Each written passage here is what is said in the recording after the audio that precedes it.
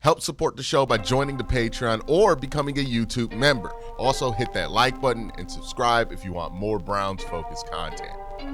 All right, so the Browns have hired pretty much all of their major coaches. There's still some assistants that we want to see them take a stab at hiring, but if we're looking at the major coaches and the promotions that have gone by, they gave, I believe, their DB coach a promotion to pass game coordinator.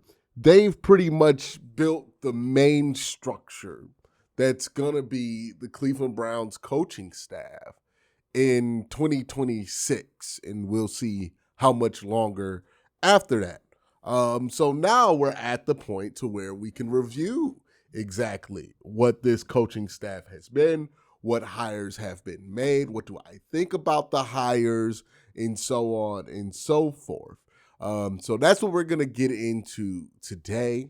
But before I do that, I have to thank my sponsor, Sleeper. Talk to you guys real quick about Sleeper, the app for daily fantasy, regular fantasy. And now, if you look at the pick section on the Sleeper app and go to the team section, you have predictions that you can now use on the Sleeper app. You can choose winners of games. So let's say you're a Cavs fan, the Cavs play the Wizards or something like that, and you think the Cavs are going to beat the Wizards, you can pick the Cavs to beat the Wizards in that kind of scenario. For me personally, I went with the Cavs getting the championship this year, and of course, you know, I had to throw in the same for the Cleveland Browns winning the next Super Bowl. So if you want to join in the fun on that, make sure you join the Sleeper app. If you also want to use the Sleeper app for all the other things I mentioned, make sure you use the promo code Worst Take. Get a 100% match on up to $100 when you use the promo code Worst Take. Make sure you join the Sleeper app. So the Cleveland Browns have hired over the span of the last month a new head coach, a new offensive coordinator, a new defensive coordinator, a new special teams coordinator. They've hired multiple other coaches beneath those guys, and they have officially parted ways with guys who were stalwarts of the last regime with Kevin Stefanski and Wyatt Teller and David Njoku. Those guys have already written their goodbye letters. I think Joe Bitonio has worked out a later decision date for his potential retirement, which is, I think, a month from now. So you can already see that the Browns have broken ground on the renovation of the football operations of this team, right? If you're somebody who thought they needed to make some major changes, they have made some major changes. I mean, completely different coaching staff than what they had last year at the top of it. You're talking about an offensive line that will likely be replacing 4 to 5 starters, a completely different core offensively. This is going to be a very different team on the offensive side of the ball, especially as Andrew Berry has said multiple times in his press conferences. He anticipates that there's going to be a lot of turnover on the offensive side of the ball. I think what that translates to is they're not re-signing anybody offensively that was a major player to that offense last year, and that most of those free agents are probably going to walk. So the renovation has started. You're seeing some of the clearing out. You're seeing some of the people who are getting hired to do the clearing out. So let's talk about that part, the coaches that they've brought in. First and foremost, let's start with the defensive side of the ball. Now, this is where I don't want to say it was the easiest, because since the defense is good, you can mess up the defense, right? There is no way that Todd Monken can mess up the Browns offense because there is nothing there to mess up. There is no way that Brian Storr, this new special teams coordinator, can mess up the Browns special teams because it was already terrible when he got here, right? You can't break a broken car. But the defense, you can break the defense. That is the part of this that you needed to be surgical about, because what you're inheriting, if you're Todd Monken, is two things. One, a defensive roster that has proven that they could be good enough to be a top 5 defense in the NFL, even while dealing with some of the worst offensive problems that the defense can deal with. On the other hand, you're dealing with a defense that's leader, the defensive coordinator, Jim Schwartz, does not want to stay with the team because he did not get the head coaching job. So you kind of had to perform a bit of surgery here if you're Todd Monken to put together this defensive staff, because you want to keep the bones of what made this defense great, because again, you can fuck this defense up. Sorry for my crass language, but I think that point needs to be made clear. You can mess up the defense in a way that you cannot mess up anything else about this team, because there is something to salvage here with the defense.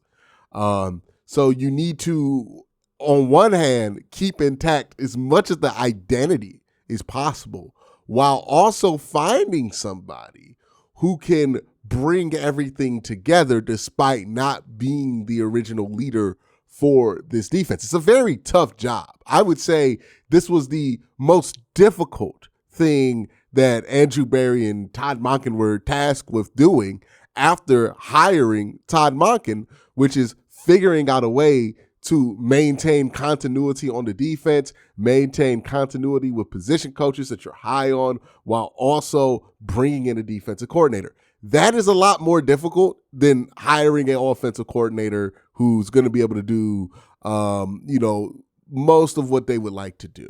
That's going to be a lot more difficult than bringing in a special teams coach, right?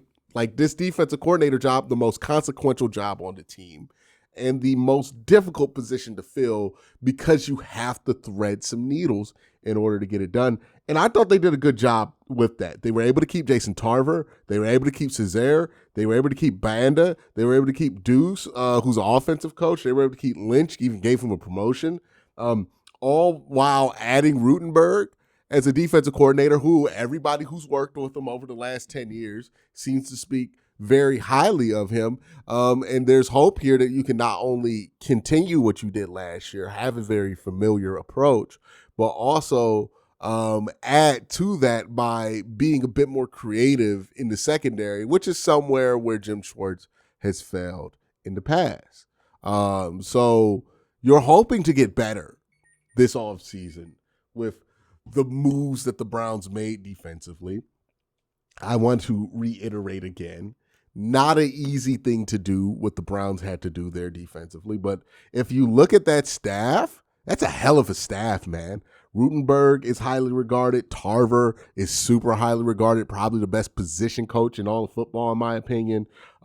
Cesare is super highly regarded as a defensive line coach. Banda is really highly regarded as a secondary / safeties coach. Lynch is super high regarded as a DBs coach.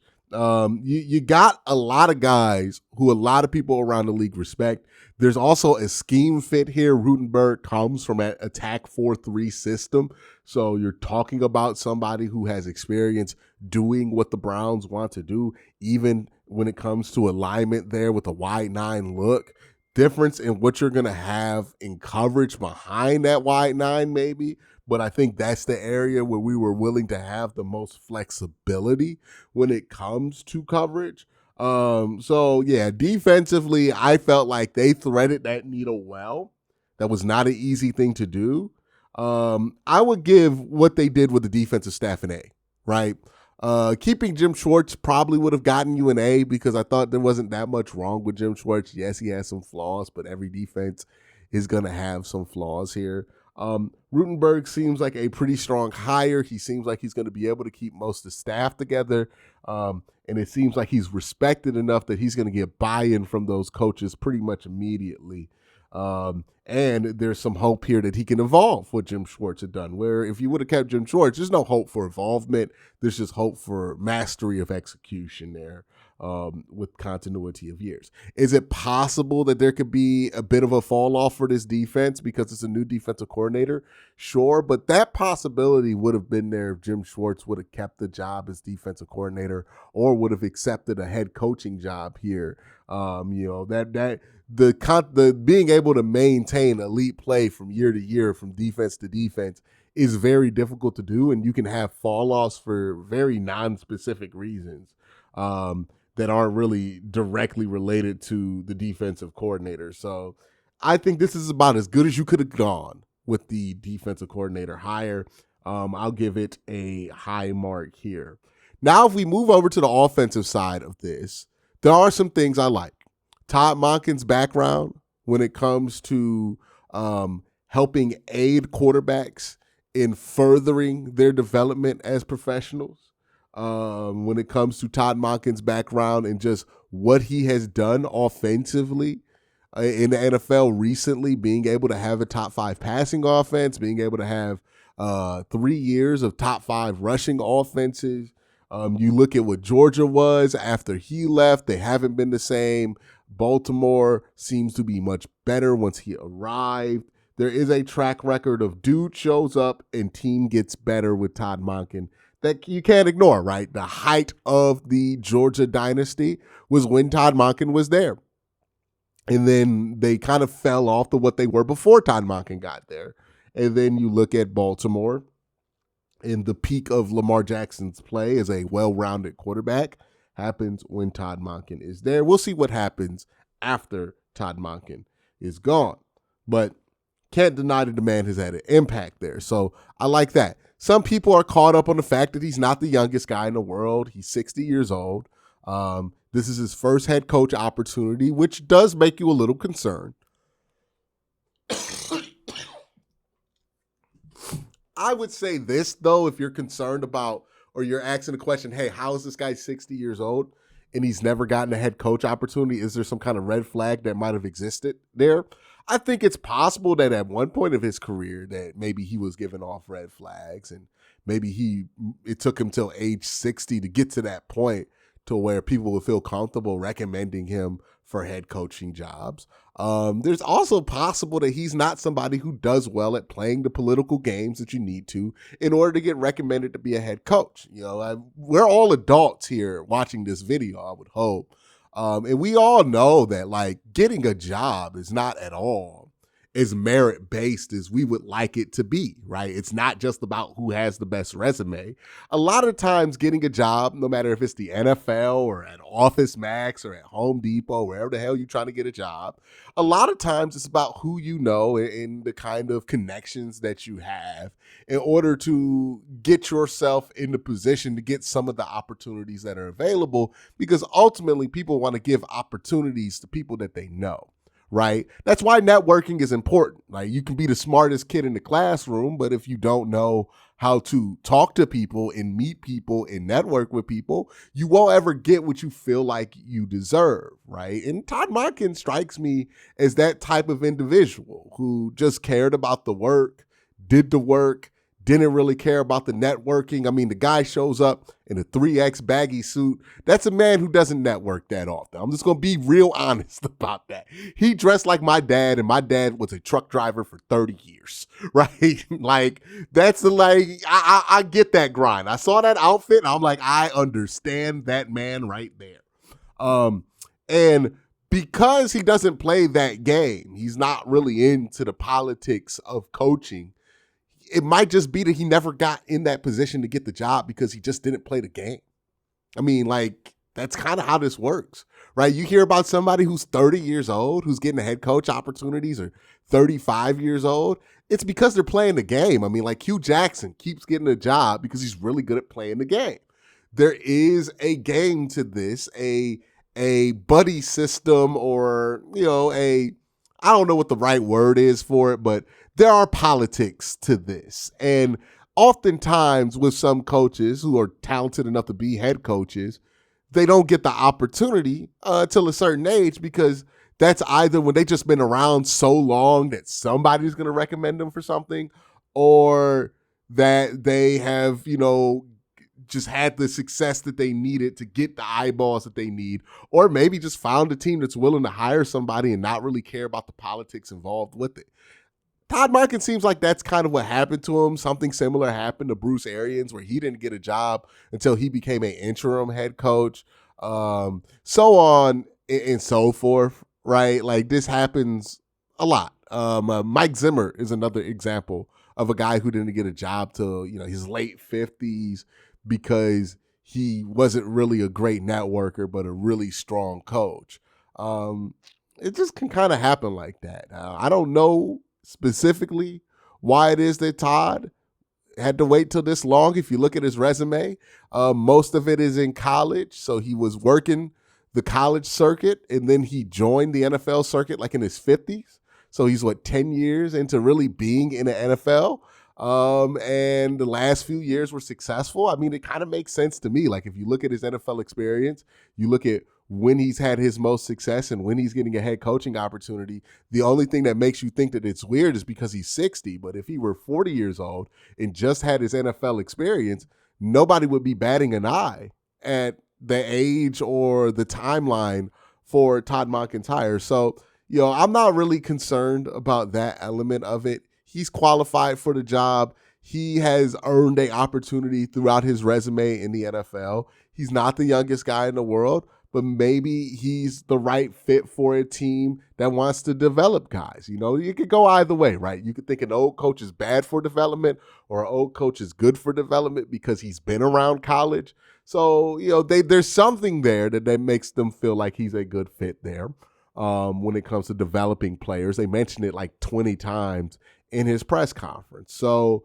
we'll see what Todd does, but resume-wise, I'm fine with the hire. It's not like a blow-me-away hire. I'm not like over the moon talking about take the over in the Browns this season. We're going to win 1 million games, but I think it's a good hire, especially when you consider the circumstances where, the Browns' job is not the most attractive. We're a quarterbackless team in a division that has at least 2 quarterbacks that are in the top 5 of everybody's rankings.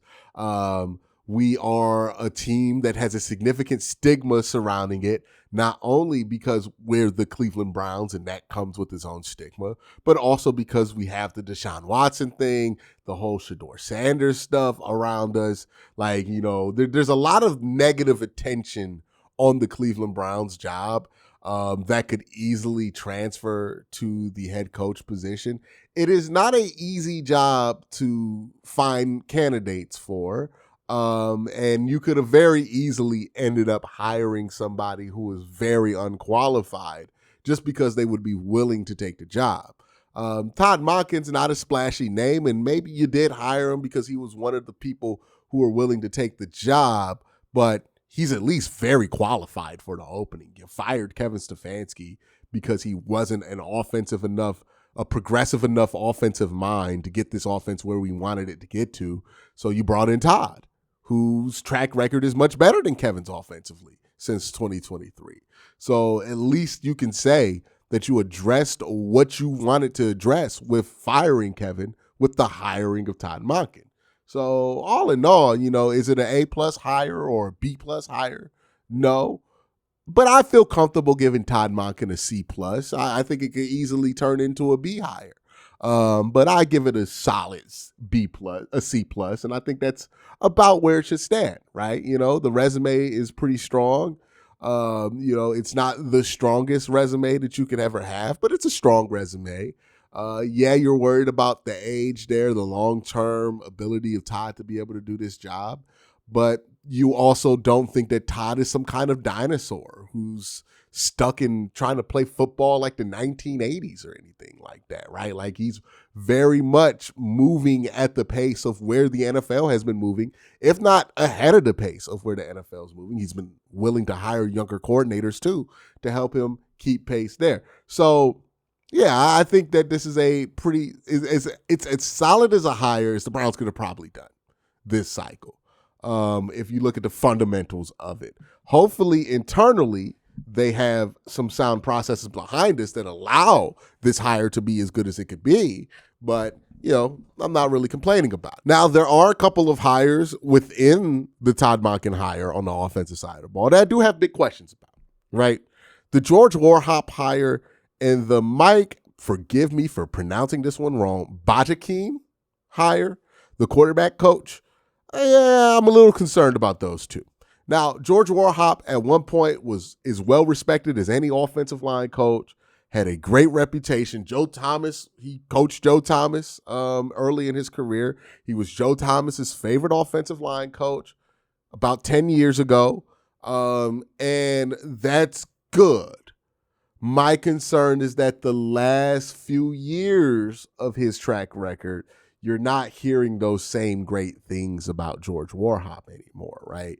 I'm not hearing great things about what they felt his impact was coming out of Baltimore. I'm not hearing great things about what people felt like his impact was coming out of Jacksonville. Again, he has a track record that going back 10 years ago was really strong. I do worry about the last two stops and the fact that those places aren't really filled with people singing the praises of George, and that for you to find people to praise him, we're talking about Joe Thomas, who retired almost a decade ago, who calls him his first favorite offensive line coach, which is a very, very long time ago, right? Like, I think we're talking about 2009 at this point. Mike Badjakine or Badjakine, if somebody knows how to pronounce that, please give me a phonetic spelling down in the comment section below. That will help me greatly. This is the one hire I thought that Todd Monken made that felt like a buddy system hire, right? And like when you hire somebody like Todd, who's not super politically connected, you're not expecting a bunch of buddy system hires. This is the only one that I felt like was buddy system to me. The only real NFL experience he has is with Todd Monken in Tampa Bay as his quarterbacks coach. But outside of that, he doesn't really have any NFL experience. Everything else is college. He was an offensive coordinator, I think, last year at a school that I believe really, really struggled. Let me double check that. But yeah, he was the offensive coordinator at UMass last year and quarterbacks coach. Interim offensive coordinator and quarterbacks coach at Utah. Northwestern offensive coordinator and quarterbacks coach 2020 to 2023. Offensive coordinator and quarterbacks coach in Boston College. Then you have his NFL experience with Todd Monken, 2015-2018 quarterbacks coach. Then it was Tennessee, just the list of places he's been and the track record behind it is not the most impressive in the world. This does feel like the one hire where Todd went out on a limb for somebody that maybe he has a great deal of affection for as a coach. And he's going to give him a chance in the NFL again. I hope it works out. But this is the most questionable hire that the Browns have made all cycle when it comes to the staff. So those are my two big questions about the offensive staff. It's kind of concerning that my two biggest question marks here and the two hires that feel like, hey, he gave the good old boys a job here, Mike Badjakine and George Warhop, are also in charge of two of the most important positions for this team this cycle, which is what this team, and what's Andrew Berry like to say, at this moment in its life cycle, right? What fantastic corporate jargon Andrew Berry has unlocked here to talk about football with.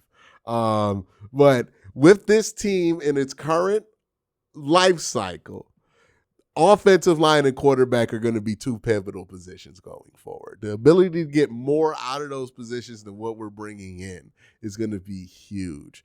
And I would love to not have a question about the recent track record of the offensive line coach. I would love to feel like the quarterback's coach was hired a bit more on merit than it appears that the quarterback coach was hired on.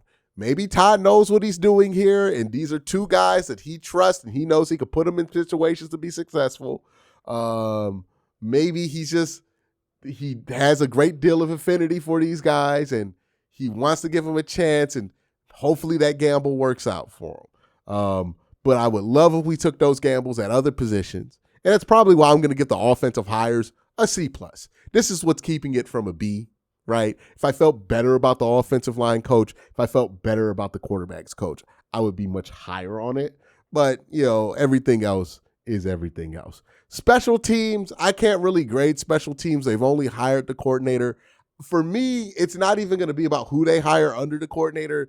I just want to see more than one assistant coach in special teams. Give me like 3. If we get 3 assistant coaches in special teams, I feel much better about the hire. If we get creative and do some creative shit, hire some like Kicking specialist, I give it an A. I give it an A. My issue with special teams coordinator doesn't really have to do with who's doing the job and more to do with how many people are working in that department, because I think that's been the problem for the last few years, is that you got one guy doing the job and he's splitting time between that and other responsibilities. So you just end up with a clusterfuck of a mess in special teams. So more coaches there, I'll give it a higher grade. If they only have the one coach, I'm not going to give it that high of a grade because it's the same problem they had last time. Albeit it doesn't seem like this guy's splitting attention and he'll be dedicated to special teams. So that would be a little better than Bubba Ventrone. But, I'm not going to expect amazing results here if you only got one guy or man in special teams, because I really think that's been a mistake. Overall, I give all the hires combined probably a B. I think the Browns have done a good job bringing in names and coaches and retaining coaches over the last few months. So that's my thoughts. Let me know your thoughts in the comment section down below. Have a great day. Have an even better night. Peace.